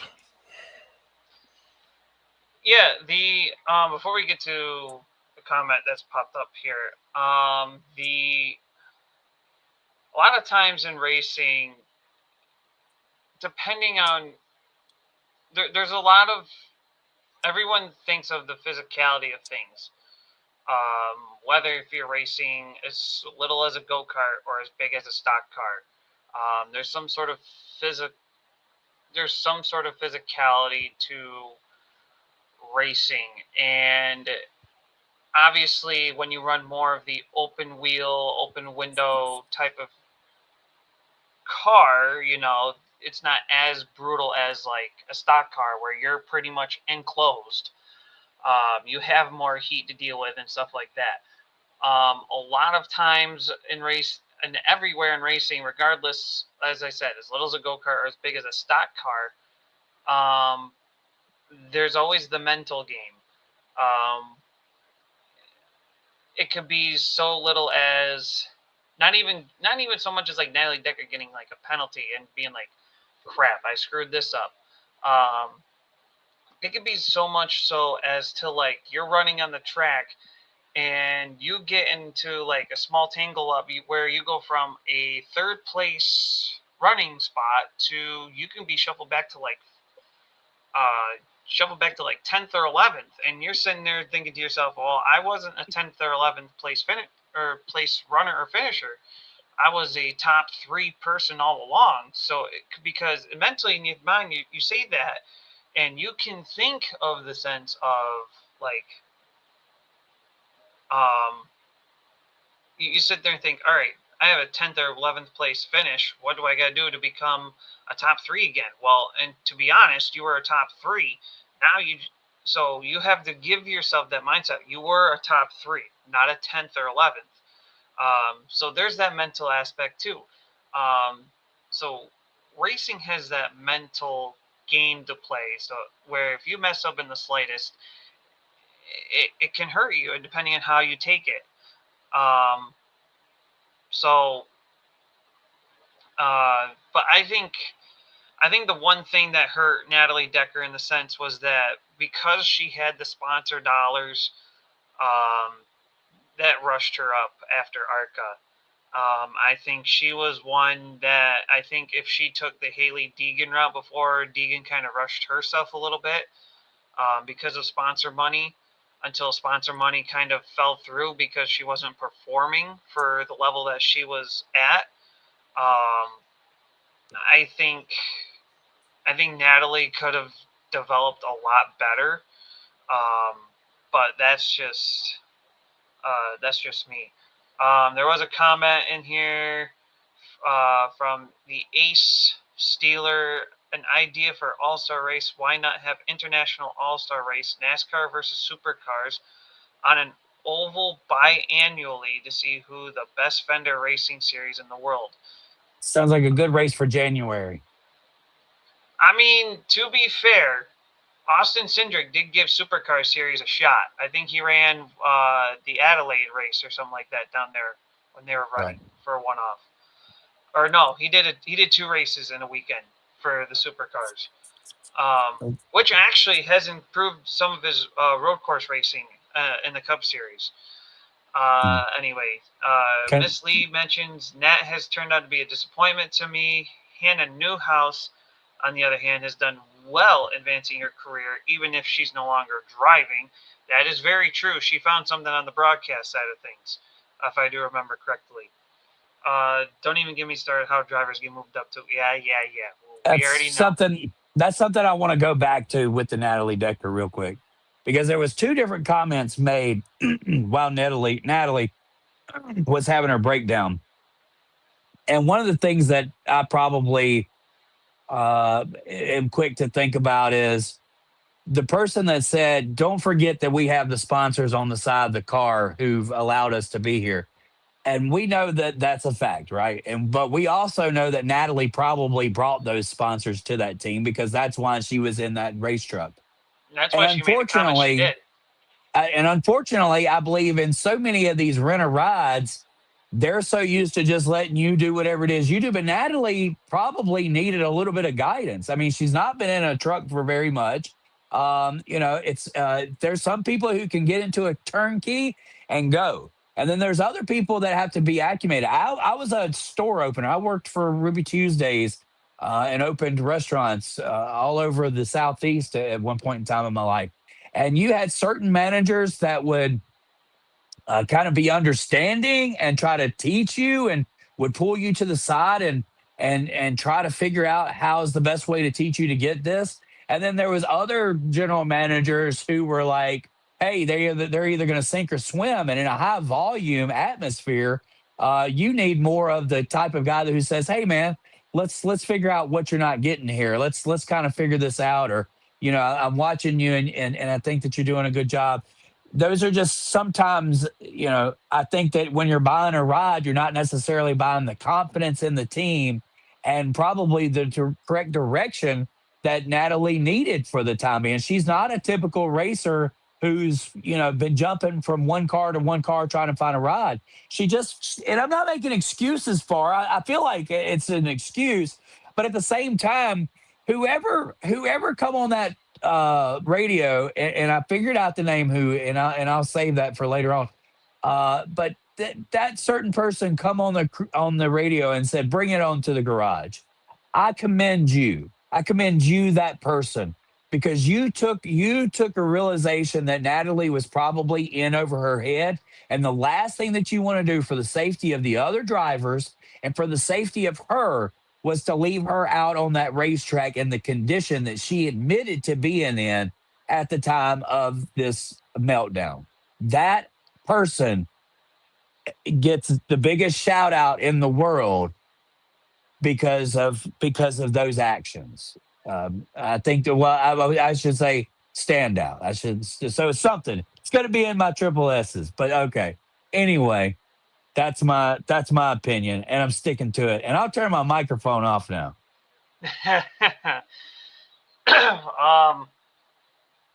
Yeah, that's the part of the.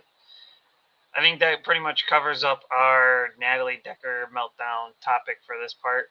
We move on to the waiver request from Colleague Racing in the Truck Series for Corey LaJoie to become a championship contender in the Truck Series, because he started the season with no ride other than driving this free agent 25 truck once or twice.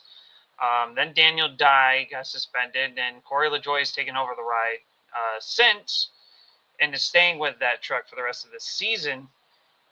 Colleague Racing put in a waiver to grant Corey LaJoie a spot into the chase should he make the chase for the championship field in the postseason for the Truck Series.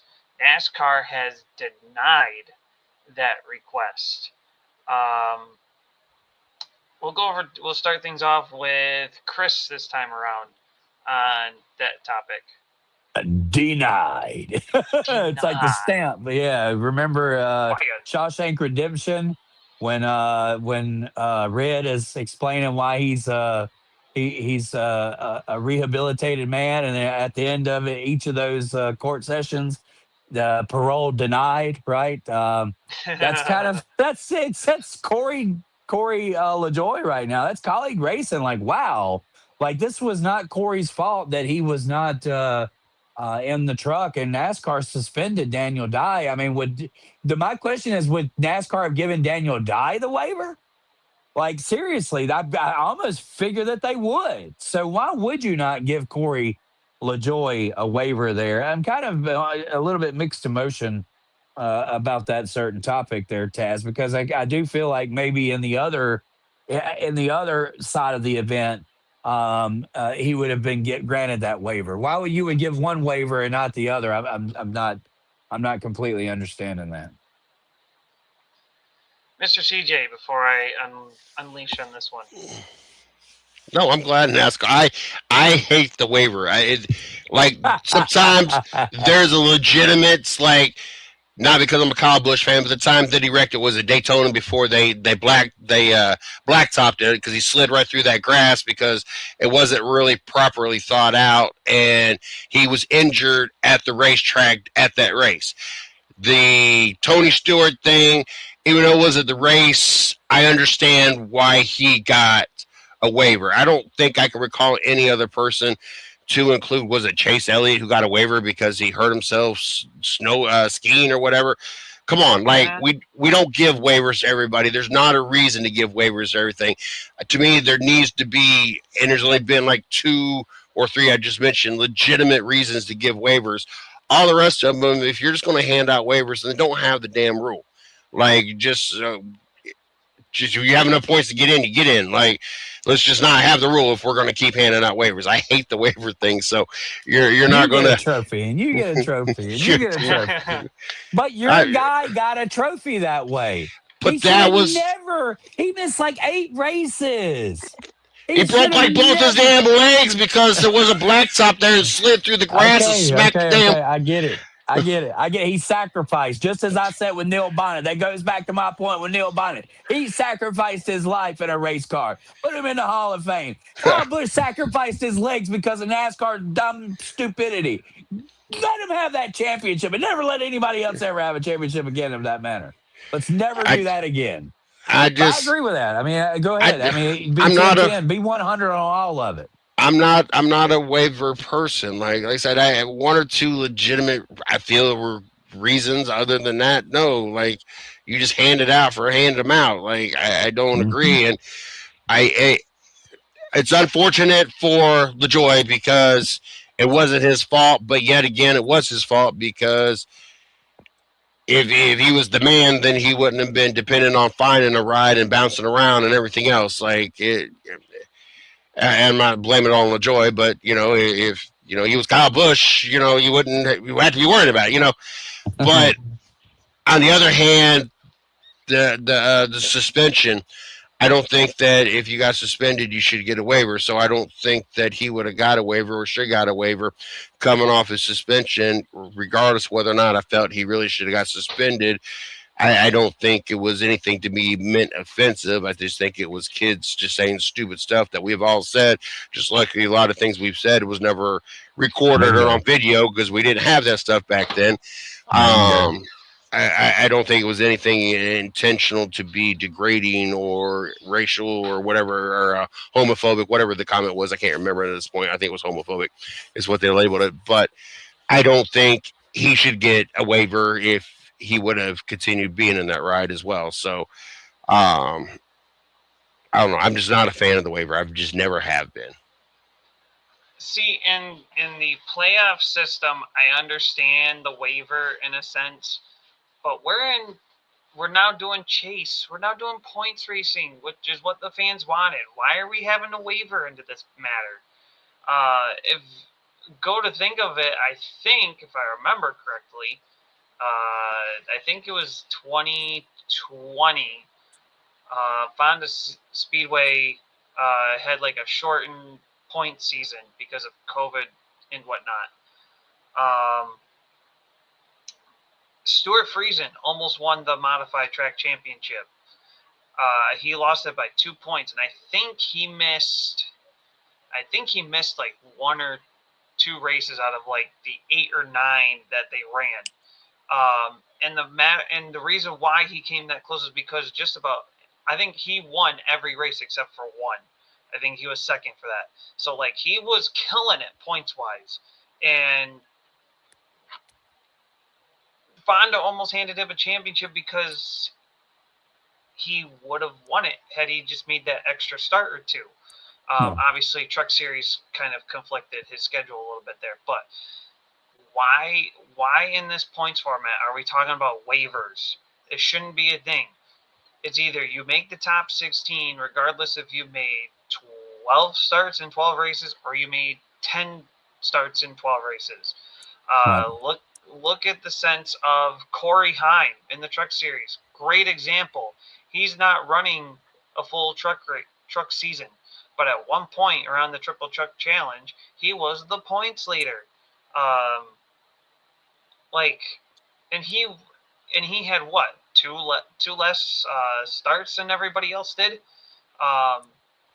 So why are we putting waivers out there for this kind of point system chase racing that we are under? Playoff format, that's a different story. I can understand throwing a waiver in for that part, but for points racing, I'm with Mr. CJ. Why do we have waivers? You make your top 16 in Cup, top 12 or whatever it is in O'Reilly, and you make your top 10 in trucks, regardless of starts. If you can do it, great. You deserve to go for the championship. You Right. deserve to be in that postseason. I mean, it's in a sense, if you think about it, let's say for like a football team, like say, for instance, I know our teams are not that great, but let's say like Cleveland Browns or New York Giants, if they go down with a quarterback, and all of a sudden they make a run to the postseason, do we grant them a freaking waiver because they lost their key quarterback No, to get into the playoffs? No. no, not at all. I agree So with that. It's hard to argue that. Why can't NASCAR ditch the waiver system Right. at this point? I'm all for that. I really am. I think we got we're a little pressed for time. We're gonna have to skip through the Katherine Legge. She's attempting the double.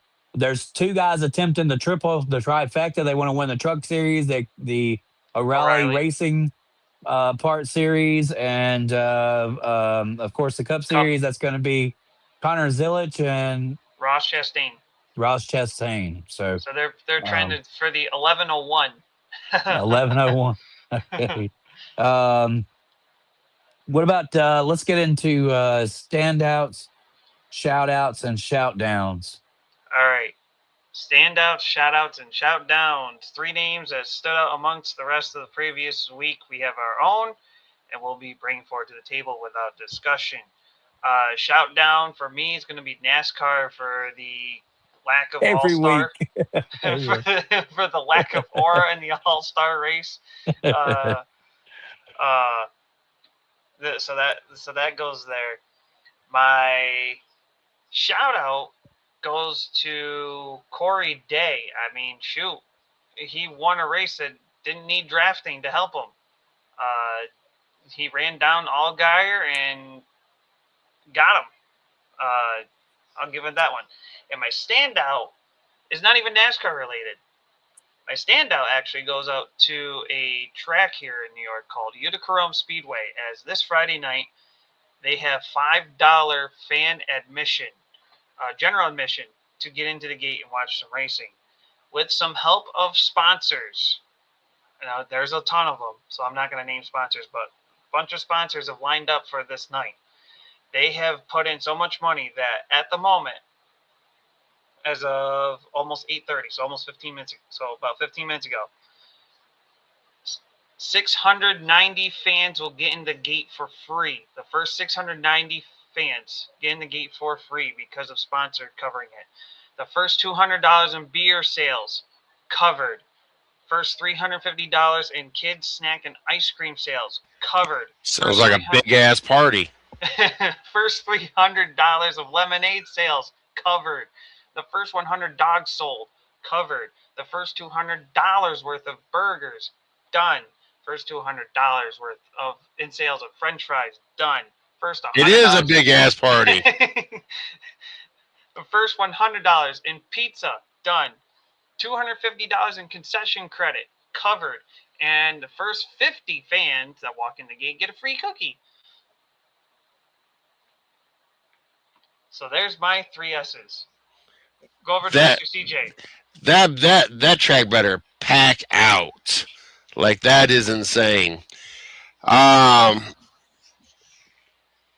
Shout down NASCAR this weekend. I agree. That was going to be my shout down. Standouts. Oh, I had it. No, I done forgot it.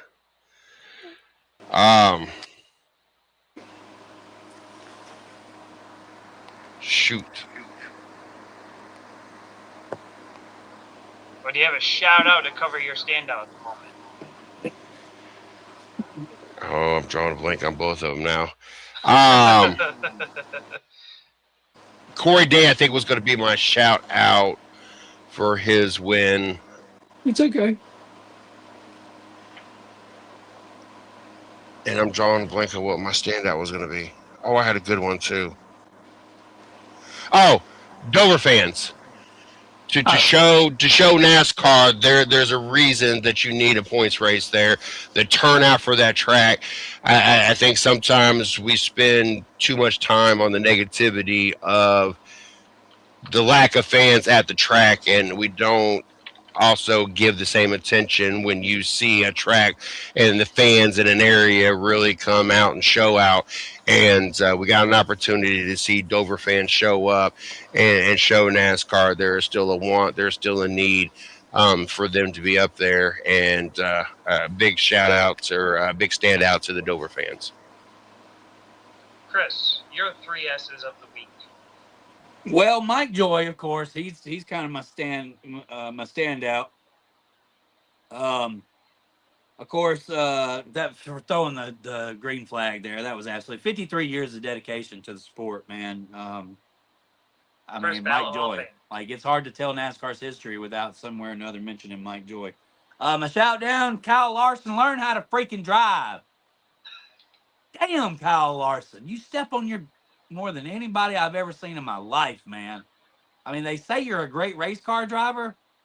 Jesus Christ, man. You wrecked the whole freaking field. Like, seriously, dude. Where's Taz?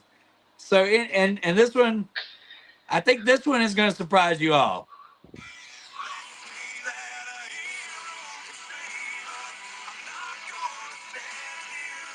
Huh? A hero has come to save Denny Hamlin in the name of Chris Gale. Chris Gale, man. I mean, dude has stepped into a role that could have been a toxic area at the time with the leaving of Chris Gabehart. I don't know what it is about the Chris's, but they seem to work pretty well with Denny. And Chris Gale has just come in and done an absolutely fabulous job. Let's not take away that Denny just won another race, right? It was a non-points paying race, but it's just another week of Denny being dominant. So definitely a shout out to Chris Gale. A hero can save us all. Okay, so that's our standout, shout out, and shout downs for the week. Next up will be CJ laughing for. Because Taz was like, okay. Like, I don't know if he just didn't believe what you said or like it was, Was it the okay. Nickelback? It just went on. All right. All right. So that brings us to our weekly poll question. Quick before we wrap up the show for tonight. Weekly poll question. Chris, that's your Yep. call. Should NASCAR return the All-Star race to Charlotte? That's already been posted. You'll be surprised too. Nobody said no, so that's cool.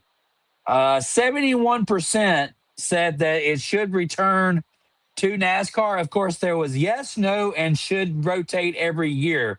And believe it or not, 28% believes that it should rotate every year. So, but there's been nobody that says it should not go back to Charlotte. So, I'll take that. Let's just go back to Charlotte, and we'll figure it out later. But for now, nostalgia is on our mind, and I think that that's probably for the NASCAR. Since we're going back to our roots, and that's the name of the game this week. That's what we do. That's who we are. That's where we're going to go. All right, so there's our weekly poll question for the week posted on the Race Chat Live Facebook page. Next How we doing? How we doing, y'all? I mean, is the show entertaining? Like, I mean, seriously, we get these people that are commenting to us, and we're getting to. We got to be doing something if they're talking to us here. I mean, for real, like, how we doing? We good? How's our driving? I mean, Taz is taking over as the host. Man, I mean, he's been 100. And the show's cruising right along. As a matter of fact, we're kind of fit for time. The long run, I think, is coming up. Well, if you're looking for sponsor opportunities, we'd be glad to help you. We never get anybody to bite on that, so we just learn to sponsor our own selves. But thanks to Sharon and for racing. We're not any risk of losing sponsorship these days.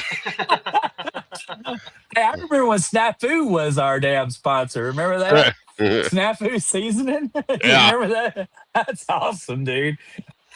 Oh, Lord, that's back, way back. Yeah, we got Yes, the it long is. run quick preview the upcoming week. We got the Crown Jewel Coca-Cola 600 on Sunday, along with the Indy 500. And Good race, bad race. Monaco is running this weekend too, right? No, they took it off. Yeah, they're not. I Why? don't think at all. No, I don't know why they changed it, but it's terrible. No wonder why I got out of F1 so quickly.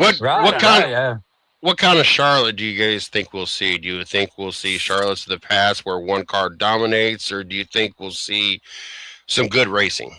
I think we're going to see. I think there could be a mix of both, depending on the situation. I know we've seen some good mile-and-a-half racing, but at the same time, we've seen some boring ones. So I say we can see a little bit of both.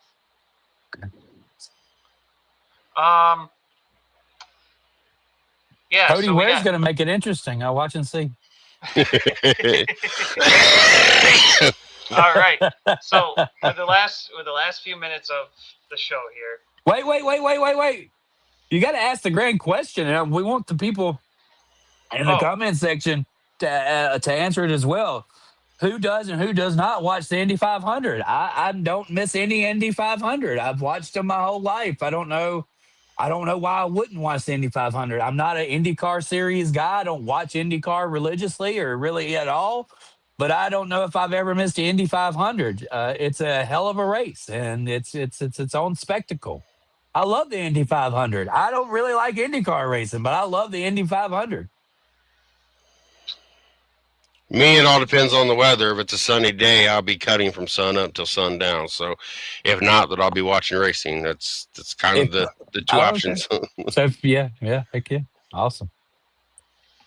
Taz. Unfortunately, I'll be missing the Indy 500 this year. Sunday will be the big 3-0 for me. But you would watch it. Oh man, happy birthday! Happy birthday to you! Happy birthday to you! Happy birthday to you! Happy birthday to you! Taz Taylor, the Tasmanian Devil. You just got sung happy birthday. That's a big thing at Why Not? You didn't know that, did you? I don't really pull that one out too much more because I used to sing it horribly, and it really got a lot of attention. Miss Lee said, I watched the Indy 500 since I was a kid. Used to sing horribly? I still sing horribly. All right. We have a few minutes left. So, normally we do the weekly rankings. Well, not a points race this week. So, we're going to cover the most iconic race ever. Uh-oh. The Weenie 500. Yay! Go, Weenie, go. Last year, Oscar Mayer took 6 of their Wienermobiles out onto the track and raced them around the Indianapolis Motor Speedway for the inaugural Weenie 500. That drew 85,000 fans in the grandstands and 8 million streaming live via the Fox Sports app and IndyCar on Fox social platforms. Oscar Mayer is firing the grills and revving up for their second annual Weenie 500 on Friday, May 22nd during the Carb Day at Indianapolis. All 6 Wienermobiles will haul buns to the Indianapolis Motor Speedway for a high-stakes race to crown the top dog and get into the Wiener victory lane. This year, 5 of last year's Wienermobiles are back, with Chai Dog coming back representing the Midwest, New York Dog representing the East, Chili Dog representing the South, Seattle Dog representing the Northwest, and reigning champion, the Slaw Dog, who made the late race pass on the front stretch around Chai Dog to become the inaugural winner. Slaw Dog will be back as well. This year, the fans got to vote who the 6th entry is going to be, and they're going to turn one of their Wienermobiles into the Corn Dog. That's Whoa. right. There was a first ever pick your dog bracket, and Corn Dog got to pick the 6th and coveted spot, which took out the Sonoran Dog from last year. Would that be an aero disadvantage because it's kind of got a big front? Like, is that going to slow? They punch a hole in the air when they go drafting. I mean, shoot, they covered that last year, and they probably will talk about it this year. One thing to talk about this year is that all 6 Wienermobiles and racing suits will debut new colors, decals, and designs, and for the first time in over a decade. The brand is dropping limited edition Wiener whistles to mark the occasion. Oscar Mayer's bringing serious horsepower of Nolan Siegel of Arrow McLaren, Stingray Robb of Juncos Hollinger Racing, and Scott McLaughlin of Team Penske and fellow other IndyCar Series drivers will help coach these hot dogging drivers, offering pro-level racing tips as teams compete for the coveted Borg Wiener Trophy. Fans can get in on the deal by going on the Indianapolis Motor Speedway store, and also casting their vote of who will take home the top dog trophy. These whistles, I would like to see what these whistles look like, because I have the unfortunate visionary to see a bunch of guys blowing a bunch of wieners. So I'd like to know what this whistle looks like, because that's what talking about the weenie whistle. Like, if you CJ, I'll have to give you the clip of the full race broadcast from last year, and you'll know what I'm talking about. I mean, what kind of whistle are we giving for the Weenie 500? So race day coverage begins live on Fox and Fox 1 at 2 p.m. Eastern Friday, May 22nd. IndyCar play-by-play announcer Will Buxton will once again call the action with analysts Townsend Bell and James Inchcliffe, with pit reporting by Georgia Hannaberry and Kevin Lee. So you guys are killing me. You guys are killing me. All right, we'll do this real quick. We're gonna say who wins the Weenie 500, and we cannot repeat the pick. So I'm gonna go furthest to me. Chris, you got Chai Dog, New York Dog, Seattle Dog, Slaw Dog, the champion, Chili Dog, and the new fan voted Raw Corn Dog. Dog. Oh, Corn Dog.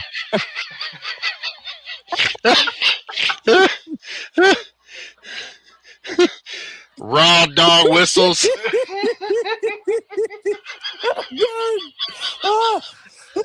Oh, good boy. He took my pick, so I'm going to go Chili Dog. All right. Corn Dog, man. I don't know. All right. Whoa. Jason and Lee say the Chili My Dog. gosh. Chris says the Chili Corn Dog. Corn Dog. I'm going for the New York hometown, New York Dog. Let's get it done. Sharon goes. Is that a jumbo, Frank, or is it at a? Is that a small one? I mean, hey, watch out for chili dog. They got disqualified in qualifying after too much cayenne pepper in their mix or whatever. Oh, So, wow. What about Slaw Dog? And they got the drivers, and Mustard Matty won it last year. I think if I remember that broadcast correctly. As the replay on YouTube shows Chris spinning around in circles. Oh my god. Oh, good Lord. Bye, everybody. We want to thank everyone for watching Race Chat live tonight. I hope you enjoyed the last 5 minutes of this segment. This has got to be clipped and put onto our page. You're gonna fire us. What are you talking about? Oh, my God. We got some. We got some sponsors to shut up before we close it out. Jason, take it away. Carolina Sports Plus. Make sure you guys give Mario a holler over there at CarolinaSportsPlus.com for all your latest merchandise needs. We got. Thought we was gonna move to the next screen. Let's go with McMillan's Lot Care and Landscaping. We service the Dayton area. You guys can give us a call at 937-999-9793. Get weekly, bi-weekly service, landscaping, snow removal, leaf removal. There it is. And then finally, the 110 Sports and Collectibles Company. Make sure you guys check us out at the 110 Nation Sports. The 110 Sports and Collectible Company.com for all your sports merchandise need. We're also located in Logan, Hocking Hills, Lancaster, Monroe, and West Milton. Make sure you guys visit one of our locations. And Chris, the other one? Yeah, so we've decided, since we got all this camera equipment and stuff, and Connor just spent a whole lot of money on a brand new lens, we're going to start a PI company, a private investigator. There you go. That One-Eye Kid Designs, established in 2025. Look, if you need a T-shirt, this kid's got it. If you need a wrap, this kid's got it. If you need a sign, this kid's got it. He can do everything. He'll make you a file and do it. He just bought a new lens. He's also that One-Eye Kid photography.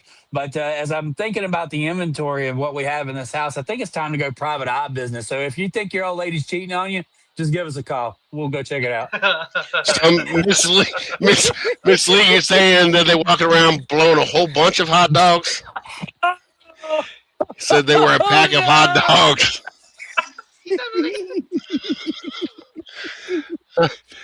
I guess it wasn't just one hot dog. She said it was a pack of hot dogs. I'm out, dude. Peace. Miss Sharon. This has been the Commercial Flag get of us out Racing here. Radio. Chris Creighton, Mr. CJ Sports, the 110 Nation. Shut it down. Tasmanian Devil Flag. Here's Taylor saying good night. Let's see you next week.